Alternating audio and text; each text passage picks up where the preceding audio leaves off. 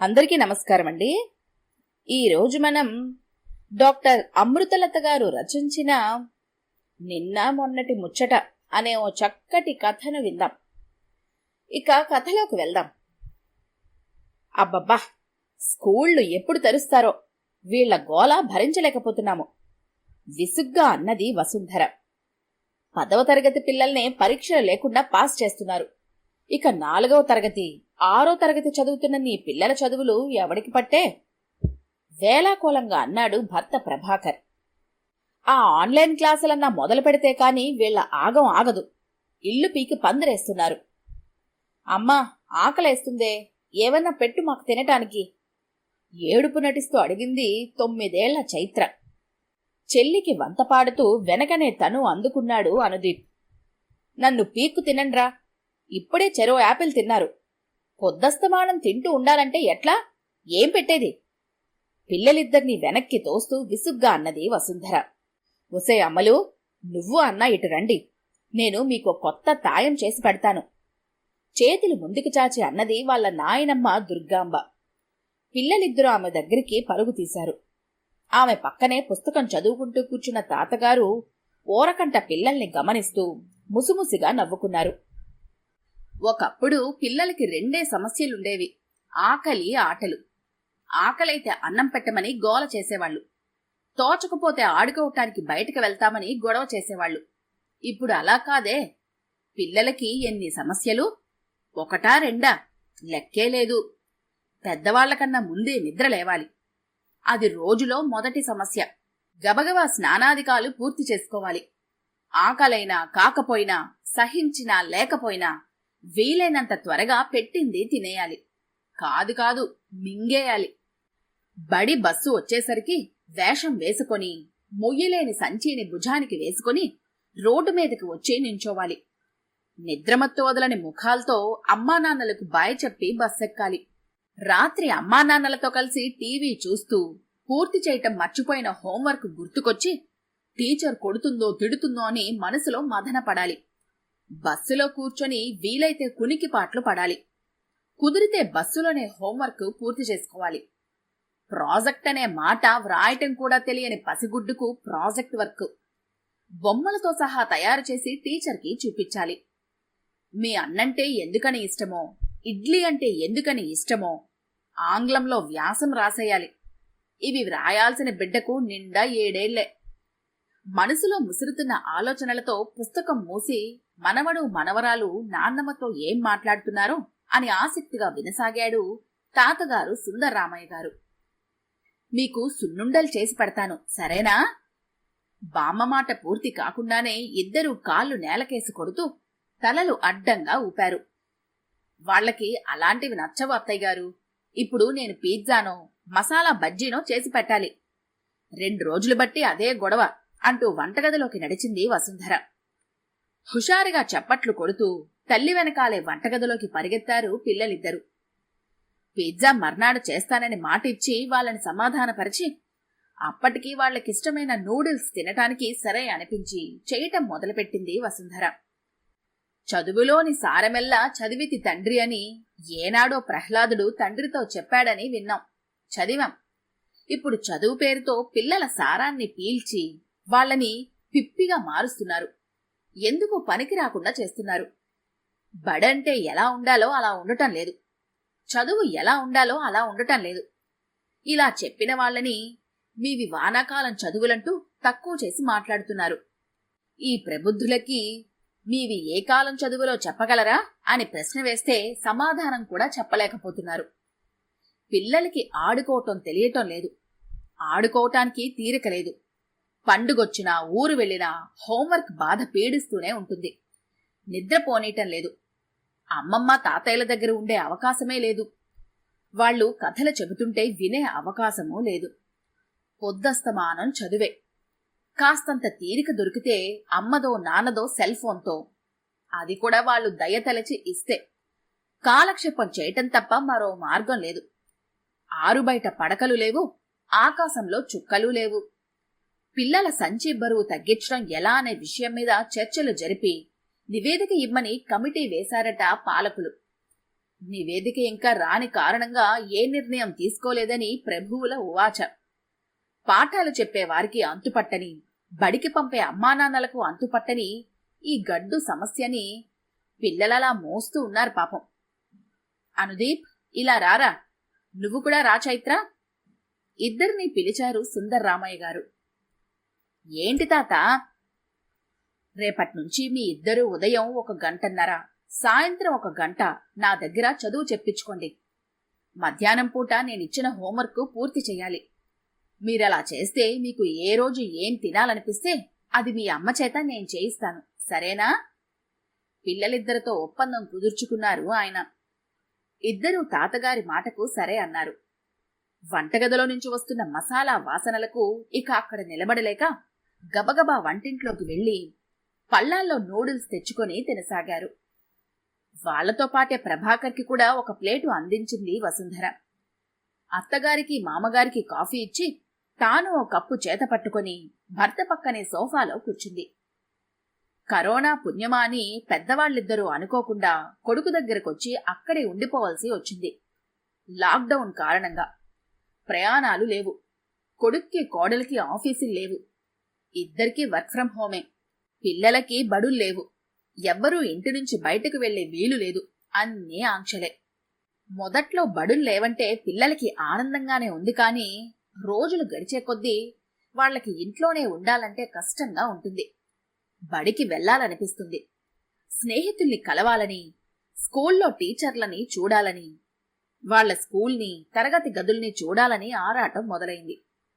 కానీ కరోనా ప్రభావం తీవ్రం కావటంతో లాక్డౌన్ పొడిగించటం, స్కూళ్లకి సెలవులు ప్రకటించటంతో పిల్లలకి తోచుబాటు కాకుండా తయారైంది పరిస్థితి. అన్నాలు తిని మాటలు చెప్పుకుంటూ పడుకున్న పిల్లలు నిద్రపోయారు. అమ్మాయి వసుంధర, 1 నిమిషం అంటూ కోడల్ని పిలిచింది దుర్గాంబ. చెప్పండత్తయ్యా అంటూ వచ్చి కూర్చుంది వసుంధర. నేనో మాట చెబుతాను, నువ్వు కాదనకుండా ఒప్పుకోవాలి. కోడలి కళ్లల్లోకి చూస్తూ అన్నది ఆమె. అలాగే, చెప్పండి ఏమిటో. రోజు ఇంట్లో వంట, ఆఫీసులో చాకిరీ, వీటితోనే విసిగిపోయి ఉంటావు. కరోనా పుణ్యమాని మేము ఇక్కడే ఉన్నాం కదా. నేనున్నన్ని రోజులు నేనే వంట చేస్తాను. నీ అంత బాగా కాకపోయినా నేను కొంచెం పర్వాలేదులే, బానే చేస్తాను అని నవ్వింది దుర్గాంబ. నీకెందుకమ్మా, వసు చేస్తుందిగా, నువ్వు రెస్ట్ తీసుకో తాను కల్పించుకుంటూ అన్నాడు ప్రభాకర్. అది కాదురా, నాకు మాత్రం బోర్గా ఉండదు. అదీ కాక నీకు పిల్లలకి చేసి పెట్టే అవకాశం ఉపయోగించుకోవాలని ఉంది. వాళ్ళకి కావలసిన చిరుతిండ్లు మాత్రం నువ్వే చేసుకో. అన్నం వగైరాలు నాకు వదిలిపెట్టమ్మా, నీకు పుణ్యం ఉంటుంది. పనిచేసే ప్రాణానికి ఊరికే కూర్చోవాలంటే విసుగ్గా ఉంటుంది చెప్పింది పెద్దామె. ఆకలికి రుచి తెలియదు అన్నారు. ఇప్పుడు పిల్లలకు కూడా రుచి తెలియటం లేదు. పాపం, పెట్టింది తిని మూసుకుపోయే కళ్లతోనే టీవీ చూస్తూ తినడం పూర్తి చేసుకుని మంచం ఎక్కుతున్నారు. పొద్దున తీసుకెళ్లిన క్యారేజీలు నిండుకునేది సగం రోజులే. మిగిలిన సగం రోజులు నిండుగానే ఇల్లు చేరుతాయి. పిల్లల తిండ్ల గురించి ఆలోచిస్తూ నిద్రలోకి జారుకున్నారు పెద్దలు. రోటి పచ్చళ్ళు, పాతకాలం వంటలు చేసి పిల్లలకి కొత్త రుచులు చూపించసాగింది దుర్గాంబ. నిజానికి వసుంధరకి కూడా అత్తగారి వంటలు బాగా నచ్చుతున్నాయి. పిల్లలకి చదువు చెప్పటం మొదలుపెట్టారు తాతగారు. అర్థం లేని చదువులు, అక్కర్లేని వైద్యాలు, తీయదనం లేని బంధుత్వాలు, స్వార్థంతో కూడుకున్న అవసరాలు, కాలుష్యంతో కూడుకున్న పరిసరాలు, ఇవి పెద్దలు అనబడేవారు పిల్లలకిస్తున్న వరాలు. పేరు చెప్పటం చేతగాని పసిబిడ్డకు పేరాలకు పేరాలు వ్యాసాలు, వయసుకు మించిన భారాలు, మార్కులు, ర్యాంకులు తప్ప మరేమీ అక్కర్లేని అదమస్తపు వ్యవస్థలో పిల్లలు పడుతున్న అవస్థలు 1-2. విద్యా వ్యవస్థ పట్ల నిర్దిష్టమైన అభిప్రాయాలున్న సుందర్రామయ్య గారిలో అనేక ఆలోచనలు. కడుపు నిండా తిండి లేదు, కంటి నిండా నిద్ర లేదు, పొట్ట పొడిస్తే అక్షరం ముక్క లేదు, క్షణం తీరిక లేదు, అక్షరం ముక్క రాదు, 5వ ఎక్కం రాదు, తెలుగులో అచ్చులేవో హల్లులేవో తెలీదు, ఆంగ్లంలో అక్షరాలెన్నో తెలీదు. అయితేనే అన్నీ కలుపుకుంటే 600కి 590 పైనే మార్కులొస్తాయి. ఆ 10 రాలేదని అమ్మా నాన్న ఏడుస్తారు. వాళ్ళని బడిలో టీచర్లని కూడా ఏడిపిస్తారు. ఎందుకొచ్చిన ఏడుపులేమ్మా అని వచ్చే పరీక్షల్లో ఆ 10 కూడా వేసి పదమంటారు పంతుళ్ళు. లేకపోతే వచ్చే ఏడాది మళ్లీ వాడు వీళ్ల బడికే రావద్దు. ఇలా సాగిపోతుంటాయి సుందర్రామయ్య ఆలోచనలు. పిల్లలకి చదువు చెబుతుంటే ఆయనకు బోల్డంత తృప్తి కలుగుతుంది. కొడుకు కోడలు పిల్లలు తన వంట మెచ్చుకుంటూ తృప్తిగా తింటుంటే దుర్గాంబ కడుపు నిండుతుంది. ఉన్నట్టుండి ఓ రాత్రివేళ వసుంధరకు జ్వరం వచ్చింది. ఇంట్లో అందరూ భయపడ్డారు. కరోనా కారణంగా జ్వరం వస్తేను, జలుబు చేస్తేను వణికిపోసాగారు ఏ ఇంట్లో అయినా. భయం లేదంటూ ధైర్యం చెప్పి తనకు తెలిసిన చిట్కా వైద్యం చేస్తూ కోడలికి 2 రోజుల్లో జ్వరం తగ్గించింది దుర్గాంబ. అత్తగారి మాటల వల్ల, ఇంటి పని ఆమె చేసుకోవటం వల్ల త్వరగా కోలుకుంది వసుంధర. ఇబ్బంది వచ్చినప్పుడు ఇంట్లో పెద్దవాళ్లుంటే ఎంత ధైర్యంగా ఉంటుందో ప్రభాకర్కి వసుంధరకి అనుభవంలోకి వచ్చింది. ఇంట్లో నాయనమ్మ తాతయ్య ఉంటే ఎంత సందడిగా ఉంటుందో. అమ్మానాన్నలకి కోపం వస్తే వాళ్లు తమను ఎలా దగ్గరకు తీసుకుని గారాబం చేస్తారో అనుభవించారు పిల్లలు. స్కూళ్లలో ఆన్లైన్ క్లాసులు మొదలుపెట్టారు. కాని ప్రభాకర్ వసుంధర ఆరాటపడినా వాళ్లకి అడ్డు చెప్పారు సుందర్రామయ్య గారు. వాళ్లకి 1 ఏడాది చదువు లేకపోతే వచ్చే నష్టమేమీ లేదని, స్కూళ్ల వాళ్ళ ఫీజుల కోసం వెంపర్లాడుతున్నారని గట్టిగా చెప్పి ఒప్పించాడు కొడుకుని కోడల్ని. బడిలో టీచర్లకి పిల్లలకి చదువు చెప్పటం మాత్రమే పని కాదు, సెలవుల్లో విద్యార్థుల్ని పోగయ్యాలి. వాళ్లు ఉద్యోగం చేసే బడిలో చేర్పించాలి. వేసవి సెలవుల్లో గడప గడపకి తిరిగి తల్లిదండ్రుల్ని బ్రతిమాలి వాళ్ల బళ్ళో చేర్పించుకోవటానికి అవిరళ కృషి చేయాలి. లేకపోతే ఉద్యోగం ఊడిపోతుంది. అయ్యవారికి చాలు 5 వరహాలు అని పాడుకుంటూ రోడ్ల వెంట వెళ్లే రోజులు పోయి అయ్యవారికి చాలు 5 సీట్లు దగ్గరకొచ్చాం. సంతలో పశువుల్లా తోలుకొస్తూ ఉంటారు పాపం పిల్లల్ని. చదువు కొనలేక పెద్దలు, చదువుకోలేక పిల్లలు. ఈ ర్యాంకుల వలయంలో పడి జీవితాల్ని ముగించుకుంటున్న మూగ మనసుల్ని ఎలా కాపాడుకోవాలో మనుషులమైన వాళ్ళం అందరం ఆలోచిద్దాం. అమెరికా పంపి డాలర్లు సంపాదించుకురావటానికే పిల్లల్ని చదివించే ఆలోచన మానుకుందాం. అభ్యాసము కూసు విద్య. వాళ్లకు ప్రేమని నేర్పే ప్రయత్నం మొదలు పెడదాం. ప్రేమను అందించి మళ్లీ వాళ్ల దగ్గర్నుంచి ఆశించటం సమంజసమేమో కొంచెం ఆలోచిద్దాం. మార్కుల కోసం, ర్యాంకుల కోసం పిల్లల్ని నలిపేయటం ఆపేద్దాం. అయినా మీ పిల్లలకి చదువు చెప్తున్నాను కదా, కరోనా కాలంలో వాళ్ళిద్దరూ ఇంగ్లీష్లోనూ తెలుగులోనూ తప్పులు లేకుండా మాట్లాడేటట్లు తయారు చేస్తాను. మీరేమీ దిగులు పడకండి అంటూ హితబోధ చేశారు ఆయన. బామ్మ తాతయ్య మీరిద్దరూ మా దగ్గరే ఉంటామని చెప్పండి, అప్పుడే మేము అన్నం తింటాము అంటూ పిల్లలిద్దరూ మారం చేశారు. అవును, మీరు ఇక మాతోనే ఉండాలి. అందరం కలిసుంటే హాయిగా ఉంటుందని కరోనా మనకి నేర్పింది. కొడుకు మాటలకు కోడలు వత్తాసు పలికింది. లాక్డౌన్ అయిపోగానే అమ్మా నాన్నలతో ఊరెళ్లి సామానుతో తిరిగొచ్చారు వారానికల్లా. పిల్లల ముఖాలతో పాటు పెద్దల ముఖాలు కూడా సంతోషంతో వెలిగిపోతున్నాయి.